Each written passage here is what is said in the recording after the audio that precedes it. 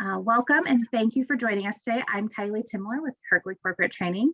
Today we have Dr. Celina Peerman joining us to present a preview of her Flexible and Innovative Training, or FIT, presentation on leading change and managing transitions. This presentation in its entirety will be on February 17th from 8 a.m. to noon. This session will be offered in a high flex format, meaning you can join us in person at the Kirkwood Continuing Education Training Center, or you can join us via Zoom. After today's presentation, if you'd like to learn more about how to attend Celina's session or any other session, please reach out to Kirkwood Corporate Training, and I'll give you that information here in just a moment. I also want to talk about another opportunity we have with Celina coming up, which is the Leadership Development Academy. The Leadership Development Academy is a group of new and emerging leaders from the business community to develop and grow their understanding and application of leadership skills. Participants take a deep dive into leadership topics with dedicated time to collaborate and develop action items to implement into their workplace. I do like to say that this opportunity with Leadership Development Academy has a limited seat number, and we are getting close to that cap. So if you're interested in that or interested in FIT, please contact Corporate Training at 319-398-5623, or you can email us at corporatetraining@kirkwood.edu. So Celina Peerman currently serves as an organizational psychologist with over 27 years of experience from frontline to senior level positions in a wide range of industries and organizations. Celina is passionate about engaging our human resources in new ways to achieve even better organizational results. Celina is a strategist with a sense of humor and a love for building capacity in organizations. Celina also has a really fantastic podcast, and then she also has a really great TED Talk out there as well. I want to remind you guys all throughout today's presentation for our Zoom users, please go ahead and drop us a hello in the chat room. And if you have anything throughout today's presentation that just really resonates with you, or if you have any questions, feel free to drop those in that chat box and we'll do a live Q&A session afterwards. I also want to give you a heads up that Celina warned me that there's some activities using that chat feature today. So if you don't know how to do that, just shake your mouse and on either your top ribbon or more commonly your bottom ribbon, you'll see that chat box. It literally says chat under it, and you can click on that. It'll pop up and you can type in that for everyone to see. Thank you again, everyone, for joining us. And thank you, Celina. We're so glad to have you here with us today. Super to be here with you. All right. Very good. Thank you for that great introduction. Thank you all for taking some time, whether you're here with us live at this point or you're watching this later. Good for you for taking a little bit of time, a little bit of breather to refuel you. So the topic that I'm taking on for the upcoming FIT session is about leading change and managing transitions. Let's just put this on the table for a minute. We announce change all the time. Effective Monday. Let's be honest, it's the transition afterwards that's hard. We prep the change, we go to announce the change, and even if you're not the driver of that, even if you're not the one announcing it, the hard part is what comes next. How do we adjust to what comes next? So I want to share with you a couple of tools in this condensed format that we're going to be expanding on in that 4-hour session. I want you to think about adapting to change at 3 levels. 1, you. 2, as a team. 3, as an organization. So let me hit a few points on that today with you for us to be able to talk about those 3 and add some tools to your toolbox. So I have some questions to start out with you on. Let's take a look at those. Consider your response. So this is a great, Kylie stayed on the video with me here. We're going to look for some of your answers in the chat room. I like change that, ... So what kinds of change do you actually like? Think about, I like change that makes my job easier. Who wouldn't? Right? Think about what kinds of change you like. Think about that second question. Change is hardest for me when. Oh, when does it just feel like, all right, already enough? Recently, I was with a group of hospital social workers, and one of them looked at me and said, you know that saying, waiting for the other shoe to drop? I'm like, yeah, I know the saying. She goes, I think we're on our 7th shoe this week. And just that kind of ongoing weight of change. Think about when it's hardest for you. Might not be a big life change, just might be like, I don't wanna. I don't understand the reason why. And that third question, I see our best change when this. What is your this? This happens. We've done a little more planning. We've communicated a little bit better. We got people involved sooner. Maybe your best change happens when you have some say in it, when people have listened a little bit better. So Kylie, let's take a pause. I'm hoping some folks might be helping us out in the chat room there. What are you seeing? Yes, we've got some great answers here.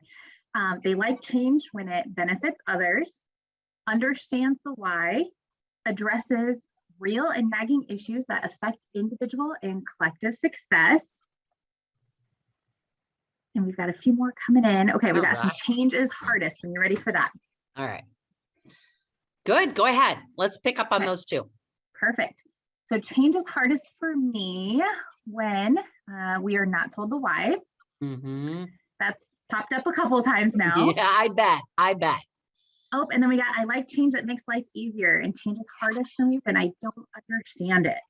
Nice. And when it's a complete surprise. Yeah. Just taking that time out today, what I really want you to be able to do, since you've invested some time with us here at Kirkwood Corporate Training today, is really to take that pause and really recognize what is some of that change you're like, yeah, got this. And what are some of those moments you're like, I don't know if I can do this. And maybe you've said, I just don't have another one in me. I don't have another change in me. How do I do this?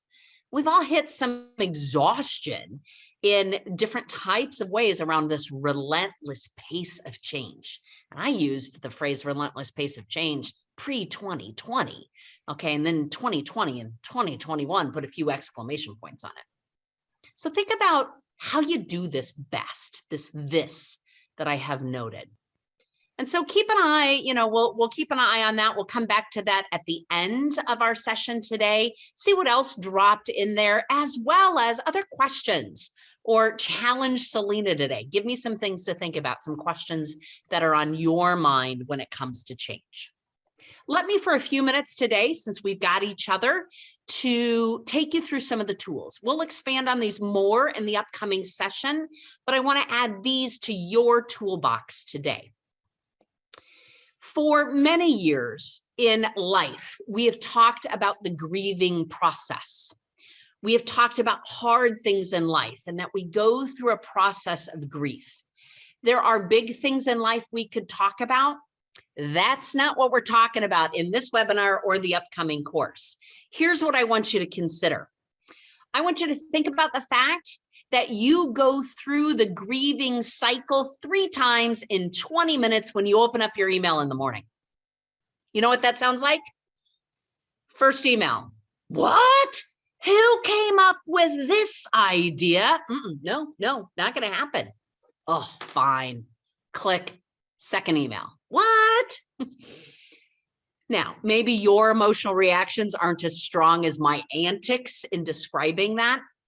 But this is a modified Kubler-Ross model on we go through some stages when we go through change. And I selected out some of these for you with an example to consider for today. When change hits at work, there is often some sort of shock and denial. What? They want what? Shock and denial. Then there's some sort of emotional response, some sort of frustration. Or if it's a change you like, you're like, all right, here we go. And you move right through that stage. You may not stay there long, especially if you like the change, you know the why, and you're equipped to navigate through it. However, anger or frustration is often one of our responses to change that happens at work. especially if we didn't know the why, we didn't have any say in it, and we don't feel equipped to take care of our responsibilities.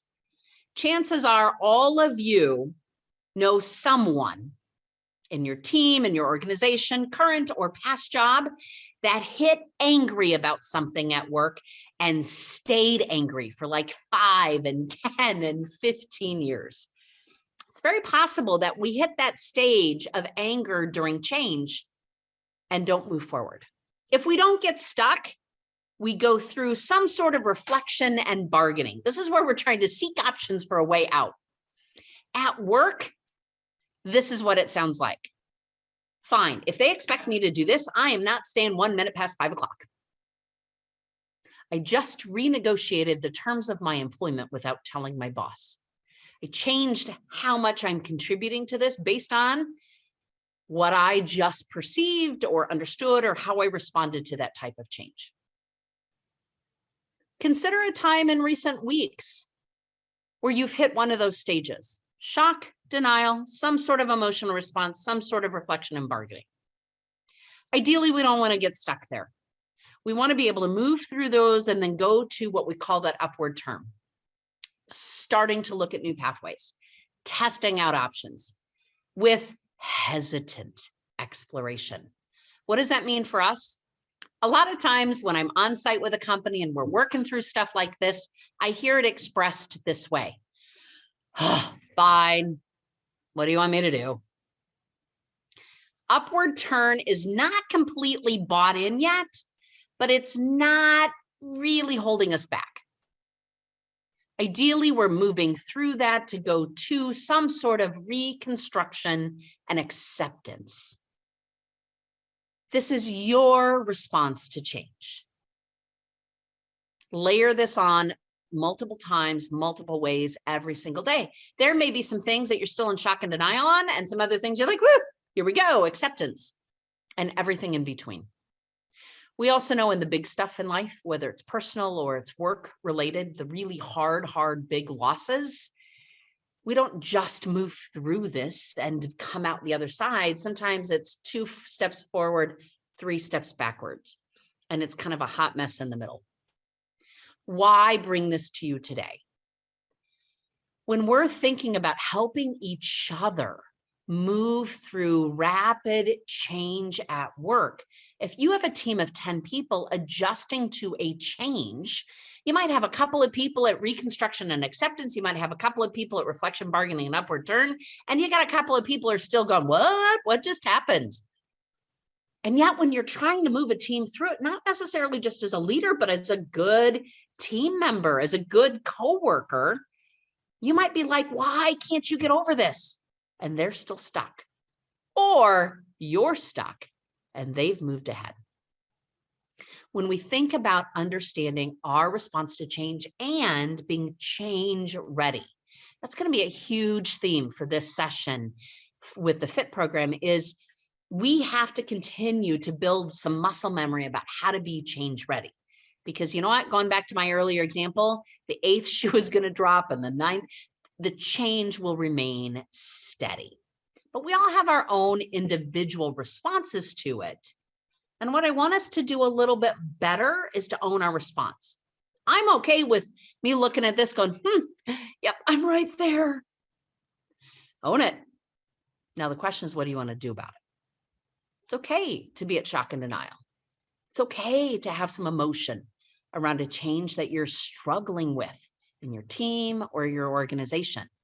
But as professionals, the question is then, what do we do with that?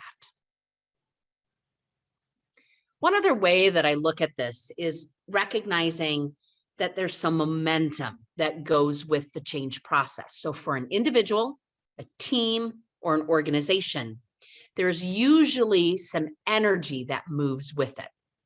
This is based on what is called the Menninger curve, which has all sorts of mathematical computations I am not qualified to share with you. But there's a lesson behind it that I think might be helpful for us today. What we're really thinking about in terms of leading change and managing transitions is making progress over time. You don't just go from current state to future state in one step. If you've seen the memes and the internet postings out there, usually there are lots of squiggly lines in between. That's what progress looks like. Now, in this particular momentum curve, it's a simpler line, but here's what I want you to consider. Every time you roll out some change, or your organization or team rolls out some change, there's some momentum that goes with it. That is the 45-degree angle off that left side of my axis point there. You roll it out, there's some energy that goes with it. That's our upward line. And then once it's rolled out, we hit a maintenance stage. The energy is different. We're maintaining, we're refining, we're learning, we're building more muscle memory. And the risk is we might even drop back a little bit. You know this culturally is 2 steps forward, 1 step back, 3 steps forward, and hopefully not 8 steps backwards. Sometimes then momentum shifts and we step back. What we have to understand is within our teams, even within ourselves or as a leader, what is going to be necessary to drive that change back up. This sequence right here goes on infinitely. What I want to make sure that we're doing, though, is recognizing the momentum.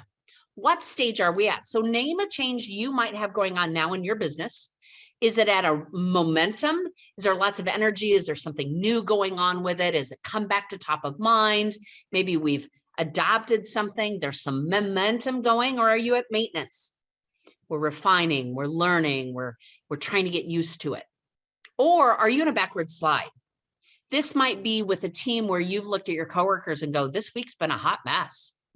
Whoa, we went 2 steps backwards. What happened? I don't mind that dip. In my work with companies, I think that dip actually is healthy. I just want to catch it there and not like 18 steps down.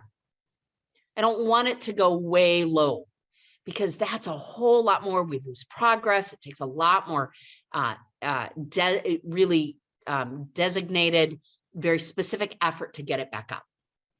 Are we going to have some dips in our momentum? Absolutely. But when we right now have layer upon layer upon layer of change, this is something I want us to keep in mind. Don't hesitate. Also, drop those questions in our Q&A chat room, and I'll happily take those on at the end of today's session.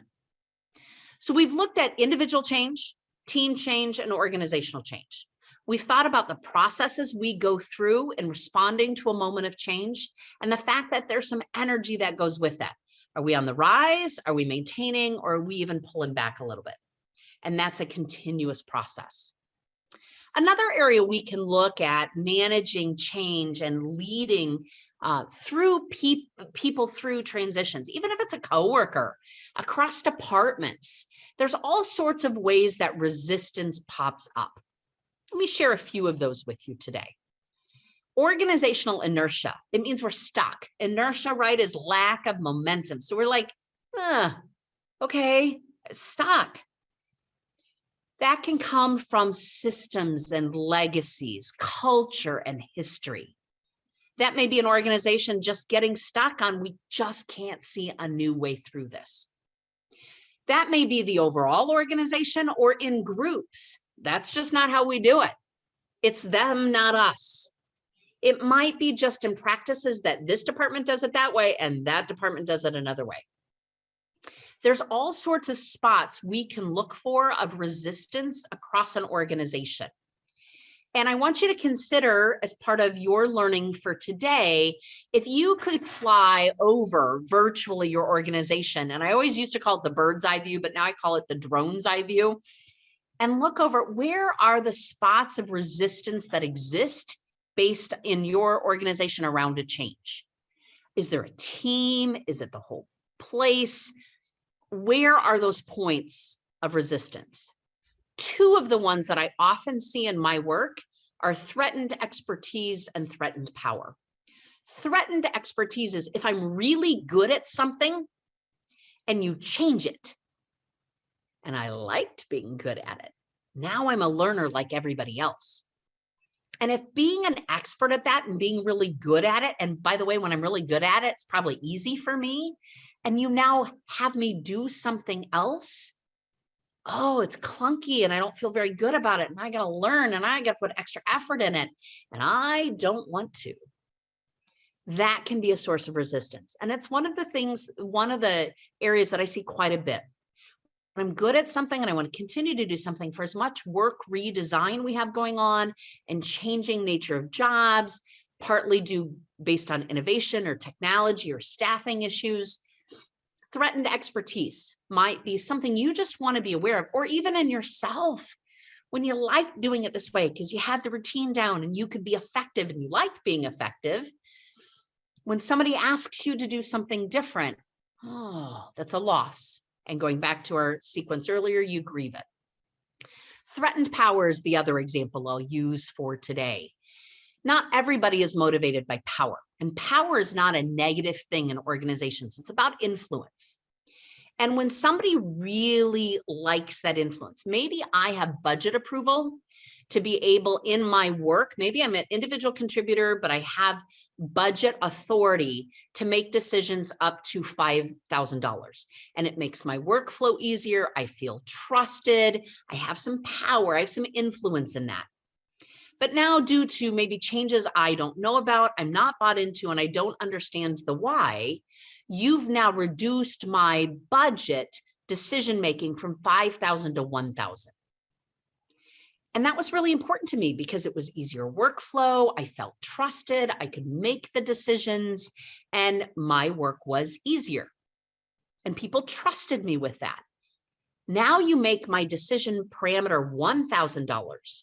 And instead of getting maybe 2 requests approved a month, maybe I now have to get 25 requests approved a month because that 1,000 is a lower threshold. And if that power was important to me, not for some selfish world domination reason, but because it just made my day go easier, maybe that shift has now created some resistance in me. And now I maybe start disengaging because I feel like you don't trust me anymore. And why would you take that power away from me if I don't know the why and it doesn't make good business sense?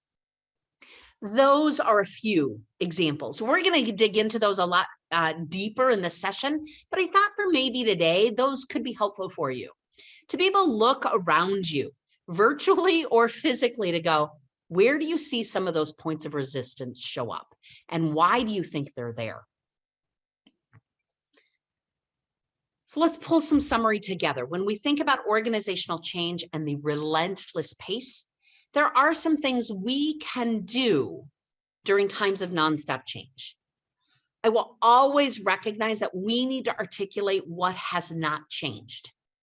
During lots of change, there's always something that has not changed. Our commitment to customers, our commitment to our community, our commitment to safety, our commitment to service. Even during change, it's a great time to go back and remember what we are firm on. Even during times of change, there are things that haven't changed. We do know that the more change that's happening, we need to give people information multiple ways, multiple times.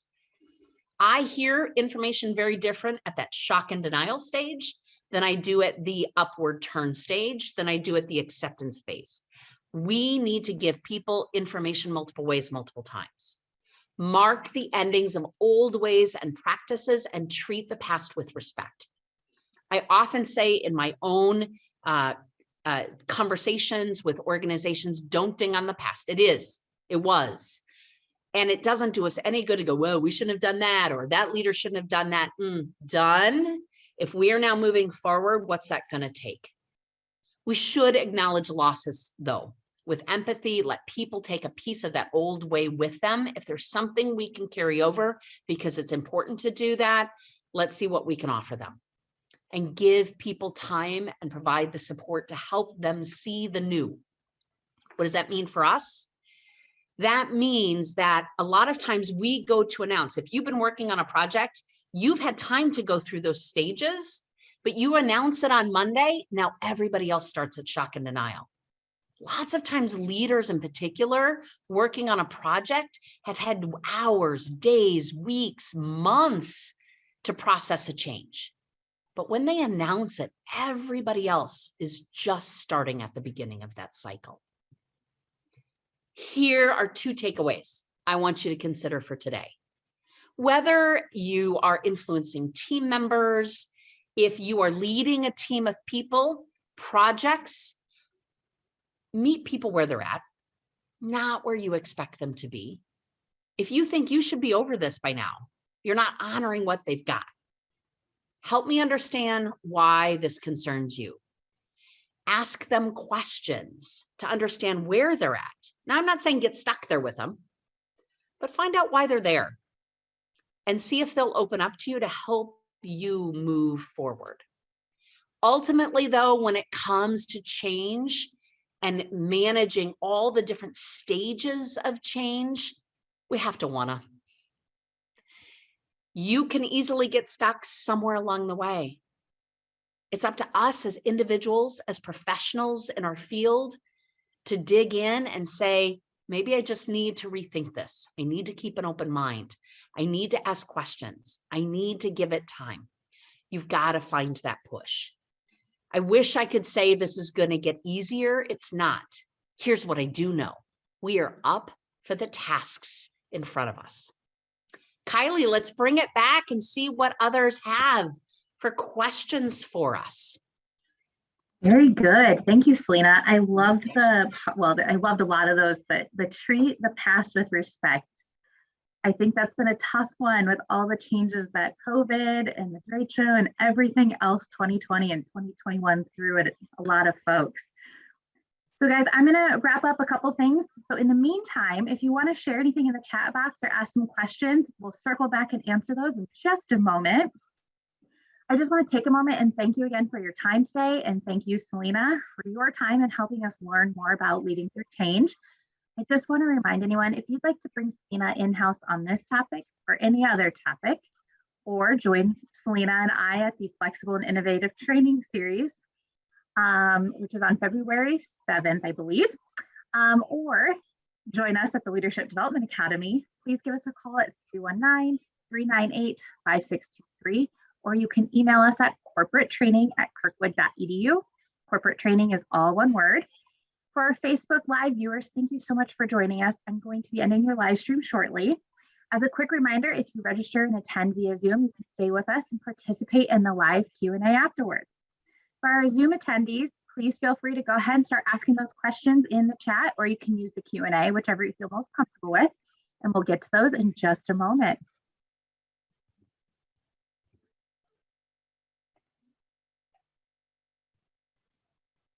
All right.